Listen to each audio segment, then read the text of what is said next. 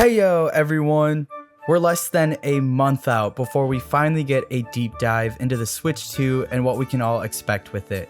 The Nintendo Switch 2 Direct is slated for April 2nd, where I'm sure we'll get info on its hardware specs, release date, and of course, potential launch titles. So, to celebrate the next generation of Nintendo gaming, I thought we could take a look back at some of the best Switch games that help us get pumped for whatever the Switch 2 has to offer. I have a list of about 15 or so games to talk about, but just a quick disclaimer, I am absolutely going to be missing some incredible games on this list. In my opinion, the Nintendo Switch has one of the best libraries in all of gaming, whether it be new games or older ports, so there's no way I could talk about all of the titles that deserve to be on this list. So if there's any game out there that I didn't cover and you want other people to know about, mention it below in the comments. Maybe someone will check out what you have to share with us. Anyway, this list is a combination of first and third party games, but mostly first party. Hopefully there's at least one game on this list that you haven't tried before and will give a shot before the Switch 2 drops. As always, if you enjoyed the video, don't forget to leave a like and subscribe. Aight, let's get it. Alrighty, let's kick things off with a banger. Super Mario Odyssey. If you've never played it, Super Mario Odyssey is arguably the greatest 3D Mario game to date.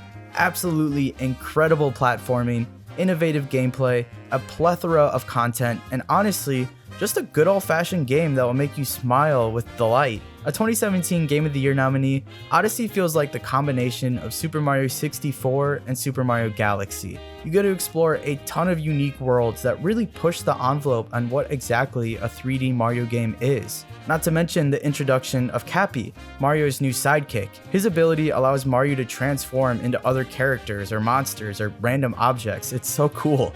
If you've never played this game or maybe just aren't really a Mario fan, you should give Odyssey a chance. It is legitimately one of the best rated games ever, and it's pretty easy to see why once you get into it. It's such a shame that we haven't had a new 3D Mario game since then, but I'm willing to bet that we will finally get a new one when the Switch 2 launches. Whether it's a direct sequel to Super Mario Odyssey or something completely different, I am beyond excited to see what Mario can do on the Switch 2. Next up, I want to talk about Pokemon Arceus. Yep, a Pokemon game. I know I'm normally pretty hard on this franchise, but that's only because I know that Game Freak is capable of so much more than whatever the fuck Scarlet and Violet is. I mean, Arceus is proof. Sure, just like every other game on this list, it is a bit held back due to the Switch's hardware, but Arceus, to me at least, felt like the first Pokemon game in forever that actually tried to stray away from the formulaic path that Game Freak usually obsesses over. The semi-open world is fun to explore, catching wild Pokemon is as exhilarating as ever, and the prequel storyline is amazing. Like, it feels like this game actually wanted to try and do something different for once. For instance, you don't have to battle a Pokemon if you don't want to. You can try and sneak up on it. You don't have to just select a specific location to fast travel. You can manually control Pokemon as you traverse the world. And maybe my favorite part, completing the Pokédex feels like a real accomplishment. Like I said, the decision to make this game set in the past allows us to see a world of Pokemon that we just really haven't before, and it's great. I'm cautiously optimistic that Pokemon Legends Z-A will be a nice follow-up and hopefully live up to the potential we saw in Arceus. That game looks like it could possibly be a Switch 2 launch title, or at least in the launch window, so if you haven't had the chance to check out Arceus and want to get a sneak peek at what we might be able to expect in the next Pokemon game, be sure to give it a go. Shifting the tone a bit, let's talk about Doom and Doom Eternal. When Doom 2016 was announced for the Switch, it was a statement. Look at what the Switch is capable of. I mean, this iteration of Doom is intense, fast-paced, and definitely not suited for young children. Despite its mature audience, the new Doom games are a perfect fit for the Switch.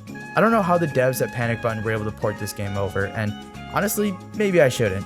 There's probably some form of witchcraft at play here. Anyway, the new Doom games are a tour de force and high-octane first-person shooters. You play as the Doomslayer as you rip and tear your way through Earth, Mars, and even Hell itself. It's one of those games where you just get really sweaty and go on an absolutely insane power trip.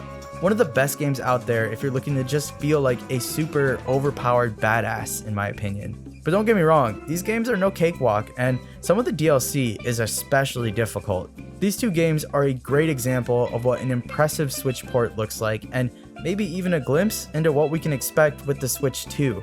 Since the new Doom game is set to come out this summer and these games now have a track record of releasing on Nintendo platforms, I would highly recommend the first two Doom games in this reboot of the legendary franchise. Sticking with the first-person shooter genre, let's talk about Metroid Prime Remastered. I was torn between this one and Metroid Dread, but since Metroid Prime 4 has somehow escaped development hell and is slated for release at some point this year, I figured we should talk about Prime Remastered instead. Although I think I personally enjoyed Metroid Dread more, but whatever. Metroid Prime is considered one of the most influential games of all time. It showed that the Metroidvania genre could translate, and translate well, to 3D gameplay. Besides its historical importance, Metroid Prime Remastered is an absolute powerhouse on the Switch. I think it might honestly be the best looking game to date on the platform. The atmosphere is incredibly well done, the level design is impeccable, the gameplay is fluid and responsive, the enemy variety is great, and the amount of small detail in here is truly astounding. Like, when you land for the first time, you can look up at the sky and see water droplets dripping down Samus's gun. It's so cool. Anyway, Metroid Prime really is the perfect translation of a Metroidvania title into a first-person shooter. The action is really well done, the pacing is great, the sense of progression when you explore is a 10 out of 10. It's looking like Metroid Prime 4 might be a launch title for the Switch 2, or at least within the launch window, so if you have any interest in this franchise at all, then I would highly encourage you to check out Metroid Prime Remastered. Next up, let's talk about Pikmin 4. I never played a Pikmin game until I got a Switch, and man, I'm glad I took the risk and checked them out. Pikmin 4, a game that was originally thought to have been lost to video game purgatory, released in 2023 to fantastic reviews. This isn't exactly one of Nintendo's biggest IPs, so it's no shock that the fans were worried the fourth mainline game might not ever come out, but it turns out the wait was well worth it. Pikmin is a real-time strategy game where you crash land on this strange planet and have to rebuild your ship in order to return home.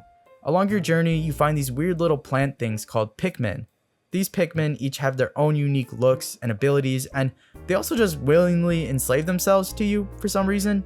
With the help of the Pikmin, you need to explore this weird world and gather the materials you need to get off planet. It's a really fun idea and executed basically to perfection. The co-op is also a ton of fun with a friend. I'm not sure when the next Pikmin game will come out, but based on the reception that Pikmin 4 received and the ports from all the other games coming to the Switch, I think it's safe to assume that this franchise will be returning at some point in the Switch 2's life cycle. Okay, moving along here, let's talk about Tony Hawk's Pro Skater 1 and 2. Holy moly, talk about nailing a remake. The original Tony Hawk games are some of my oldest video game memories back on the Nintendo 64. Just cruising along and doing cool tricks, trying to always get an even bigger high score. These games are great representations of how fun and simple gaming used to be, and truthfully, how these aspects can still thrive in modern gaming. In these games, you get a diverse cast of skaters to choose from, and from there, you can go out and play through a variety of different levels, each one with their own unique setting and challenges. The remakes do an excellent job of capturing that chill vibe that the older games were so beloved for. Yeah, the graphics are definitely a step down on the Switch compared to the other consoles, but it's a big leap from the original games. Plus, the remakes run great on Switch, and in my opinion, this is one of the best games to have locked and loaded for on-the-go gaming. With the remakes of Pro Skater 3 and 4 set for this summer, now is as good a time as ever to try out these first two remakes, especially if you can snag them on sale for your Switch. Alrighty, next up, I got Splatoon 3. Splatoon is basically Nintendo's version of a competitive shooter, except in this game, you play as a squid/teenager hybrid called an Inkling, and you go around shooting paint instead of bullets. The objective is to have your colored paint cover more of the map than your enemies before the timer runs out. You can use a variety of different weapons, from machine guns to snipers to paint grenades, in order to complete your goal. You can even take down enemy Inklings with these weapons, hence the competitive shooter aspect. Honestly, I'm pretty impressed with this game. I've only ever played Splatoon 2, but to me, Splatoon 3 is the exact follow-up game I was hoping for. Refined gameplay, an excellent single-player mode, great post-launch support, The Splatoon community is pretty involved, so if this is a multiplayer game that you'd like to really sink your teeth into, I think you could definitely find it enjoyable. At the very least, it's an incredibly unique experience and slowly but surely becoming one of Nintendo's most popular IPs. In terms of 2D platforming, I think that Super Mario Maker 2 is some of the best bang you can get for your buck. I was torn between this one, Super Mario Bros. Wonder, and even Super Mario 3D World, but ultimately, I think that Super Mario Maker 2 is the one I would recommend, but only if you don't really plan on playing multiplayer. Yeah, there's some multiplayer modes in here, but it's not really the best, at least not when you compare it to its peers. But in terms of single player Mario platforming, I think that Mario Maker 2 is some of the best in its class. The story is full of charm and a great blend of the rich history of 2D Mario games. You can play through a variety of engines from Super Mario World to 3D Land.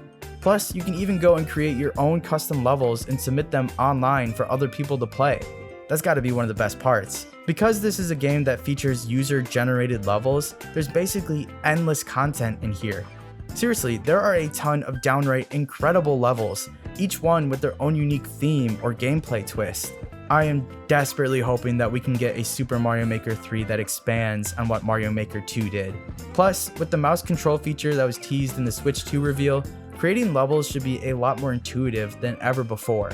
Until then, I think Super Mario Maker 2 is a must-play before the Switch 2 drops. Next, let's talk about everyone's favorite blue ball and video game developer, Team Cherry and Hollow Knight. Hollow Knight is considered one of the best Metroidvanias in recent memory, and it's easy to see why. The environments are visually stunning, the gameplay is smooth as silk, and the progression system truly makes you feel like you're growing with the character as you explore the world. I won't lie, the gameplay can be a bit challenging. Honestly, I kinda struggled with some of the boss fights in here, which is probably why it took me so long to beat the game, but doggone it, is this game ever satisfying. Team Cherry announced a sequel 6 years ago, but we haven't really been given any concrete info on when it could possibly release.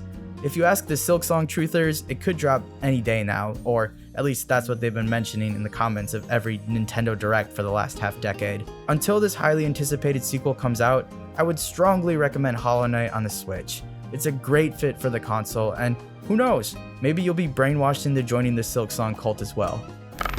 Another fantastic Switch platformer, Kirby and the Forgotten Land has got to be the best Kirby game to date. A blend of 2D and 3D platforming, Kirby and the Forgotten Land is chock full of innovative level design, memorable boss fights, and an absolutely fantastic soundtrack. The game also makes the most out of the Switch's hardware, producing one of the best looking games on the system. I love everything about this game, the setting, the gameplay, the storytelling, the charm.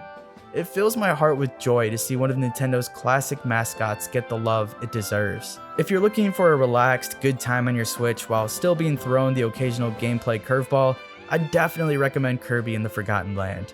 Hopefully we can expect some sort of sequel or follow-up that builds upon the engine in here for the Switch 2.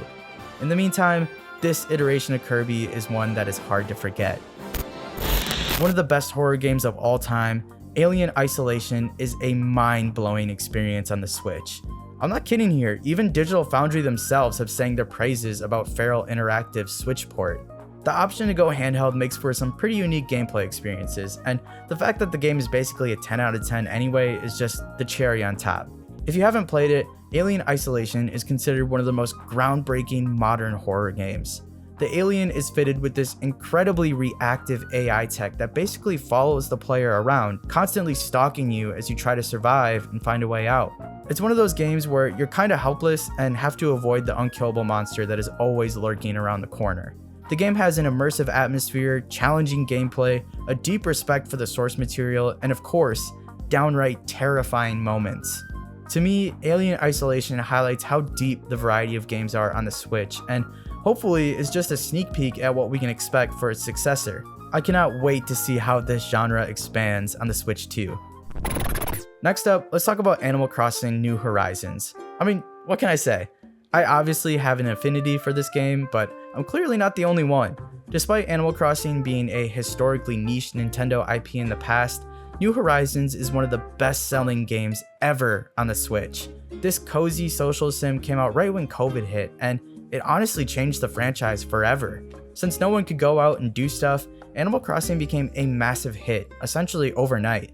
You could create your own little island, customize it to your liking, invite and visit your friends. Basically, you could just sink hours into this bad boy, and it just felt good. It was a nice shield from how crazy the real world was at this time. Because of its massive success, Animal Crossing has now become a staple IP to Nintendo. I would not be surprised at all if we see a new entry during the Switch 2's launch window. If you haven't checked it out, it might not be a bad time to pick up New Horizons. I think this franchise is going to be here for the long run. Down to my last three, I want to give some major love to Hades. If you ask me, Hades is the best roguelite of all time. I will say I'm definitely biased though, I love Greek mythology. A 2020 Game of the Year nominee, Hades is a wonderful blend of basically perfect gameplay with the deep lore of the Greek pantheon. In the game, you play as Zagreus, son of Hades, as he tries to fight his way out of the underworld to see the overworld and Olympus. Each new area gets progressively more difficult until you ultimately die, which is essentially the point of the game. Each new run you go on allows you to meet new gods, unlock new abilities, new weapons, and simply progress the story forward. I honestly can't say enough good things about this game. I love the gameplay, the replayability, the depth, the dialogue, the world design. It's all so perfect to me. Since Hades 2 is in early access and will almost certainly release on the Switch 2 when it's ready, now is as good a time as ever to check out Hades on the Switch. Up next, let's talk about Super Smash Bros. Ultimate. I mean, come on. This is the ultimate homage to video game icons. In my opinion, Super Smash Bros. Ultimate is the best Smash Bros. Game to date. An unbelievable roster, incredibly refined gameplay, jam-packed multiplayer, and a fully fleshed out single-player campaign. If you haven't played this game yet, you need to. It's a beautiful love letter to some of gaming's most impactful characters, and the gameplay is so diverse that it's pretty hard not to find a fighter that you will instantly click with. I don't know what the future holds for the Super Smash Bros. Franchise, but if Ultimate truly is the culmination of everything before it, then damn, what a game to go out on. And finally, the last game I want to talk about, Breath of the Wild. You know what? Toss Tears of the Kingdom in there as well. I'm not exaggerating when I say this. Breath of the Wild might genuinely be the greatest game I have ever played. I have never experienced the sense of freedom and exploration that Breath of the Wild offers you. The in-game physics, the world building, the quest design. This is a masterclass in video game development. It's hard to quantify just how revolutionary this game is because, honestly, I think we're still absorbing some of the aftermath. I mean, you can see Breath of the Wild's inspiration in some of these newer games, such as Elden Ring. The 2017 Game of the Year winner is considered one of the greatest games ever developed, and if you give it a shot, you'll understand why almost immediately. It genuinely feels like a real adventure where you can do whatever you want to do. I mean, after the tutorial area, the game basically just gives you a slap on the butt and sends you on your way without really any other hand-holding. The shrine puzzles, the characters, the little secrets to discover, God, what I would give to experience this game for the first time again. And Tears of the Kingdom is a rare direct sequel in the Zelda franchise. They basically took what they learned from Breath of the Wild and expanded on it in ways that don't even feel like they should be possible on the Switch's hardware. If this is what the future of the Zelda franchise is going to be, then we're going to be in great hands heading into the Switch 2 generation. I cannot recommend this game enough. I mean, even if you get it today, like right now, you're probably not going to experience all it has to offer before the Switch 2 drops, but honestly, that's okay. This is a game you just need to try, regardless of if you're a Zelda fan or not. Take your time, soak it in, and just enjoy the world of Hyrule. You won't regret it. That's a Party Panda 17 guarantee. And that's my list. A long video this week, I know, but there are so many amazing games on the Switch, I've barely even scratched the surface.